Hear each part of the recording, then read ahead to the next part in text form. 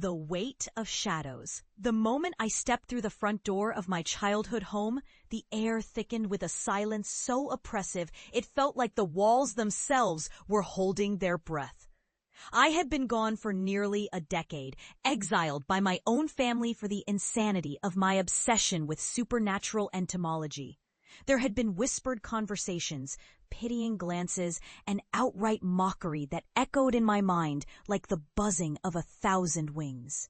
But I had returned, not as the discredited outcast they once knew, but as something far more unsettling. "Look who graced us with their presence," my brother Samuel sneered, his voice dripping with a mix of contempt and disbelief. I felt the sting of his words, as if they were barbed darts aimed at my heart. "Still chasing bugs, I see. What is it this time? Are you here to curse us with your nonsense?" I could see my mother in the corner, her face a mask of disappointment, while my father stood stiffly, arms crossed, as if he were bracing for a storm. They were the family I had longed for in my darkest hours, but now they felt like ghosts haunting my past, a past that had been littered with betrayal and shame. But I was no longer seeking their approval. I had come to show them the truth they had refused to acknowledge. "I'm not here to argue," I said, my voice steady, despite the tremors of anxiety coursing through my veins. "I'm here to warn you." "Warn us?" My mother's laugh was brittle, a glass shattered.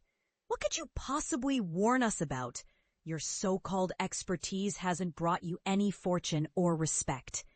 I took a deep breath, summoning the strength from the darkness that had enveloped me in my years away. "I've seen things, Mother. Things you wouldn't believe. The insects I breed. There's a power within them that you have to understand. They react to what lies beneath the surface, to the curses we ignore, the fears we deny." The laughter stopped, a sudden cessation that felt like the world itself had paused. I reached into my satchel and pulled out a small glass vial, its contents glowing a sickly green. "This is a bioluminescent larva, bred specifically to illuminate the presence of the unseen. It can detect curses, malevolent spirits, and the shadows of our own regrets." Samuel stepped closer, eyes narrowed. "You expect us to believe that? You're still lost in your delusions. This is just another one of your tricks." "Maybe," I replied, my heart pounding in my chest. "But if you let me show you, you might understand the cost of your disbelief." With a flick of my wrist, I released the larva into the air. It floated like a lost star before exploding into a constellation of light. For a hot beat, nothing happened.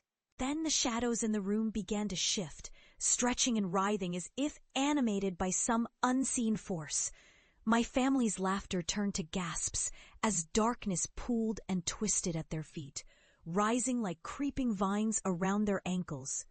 "Look!" I shouted, urgency flooding my voice.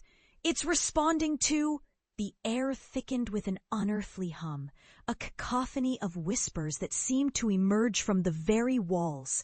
My family recoiled, their faces paling as they watched the shadows flicker into grotesque shapes, twisted faces, clawed hands, and eyes that glimmered with an ancient hunger. "Get it away! Get it away!" my mother screamed, her voice a raw edge of terror. She stumbled backward, colliding with the wall, her face contorting as she pawed at the darkness that snaked around her. "Do you see now?" I shouted, fighting to keep my voice steady amidst the chaos. "This is what I faced. This is what I survived. You dismissed me, but the darkness is real and it festers among us." The larva pulsed with an eerie light, illuminating the creeping shadows that now danced hungrily around my family. Samuel's bravado crumbled, replaced by a primal fear as he stumbled back into my father, who was frozen in place, unable to comprehend the horror unfolding before him. "Please," my father's voice cracked, desperation rising in his tone. "We believed you were sick. This was never—" "Never what?" I interrupted, the weight of years of scorn lifting from my shoulders. "Never real? I told you the world was darker than you could imagine. I told you that my obsession was born from the depths of betrayal, And now it's here, in your home. With a final defiant pulse, the larva erupted into a blinding light that swallowed the room. For a moment, I felt a rush of power surge through me. A recognition of my survival, my ascension beyond the ridicule and shame. The shadows writhed, their forms twisting into chaos, before they began to recede, drawn back into the corners of the room as if the light had exorcised them. Silence hung in the air, thick and suffocating, as the light faded and the shadows retreated. My family stood there, trembling, their eyes wide with disbelief and horror. The room was still, save for the soft thrum of the larva, now resting quietly in my palm. "Do you understand now?" I asked, my voice steady but laced with emotion. "You mocked what you didn't understand. You turned your backs on me, but I've uncovered truths about the world that can't be ignored." My mother's gaze shifted to the floor, tears spilling down her cheeks, while Samuel stood rigid, the bravado shattered. My father looked at me, not with anger or scorn, but with a dawning realization. The cost of their disbelief had manifested before them, a tangible weight they could no longer deny. I turned to leave, the darkness behind me now a mere shadow of what it once was.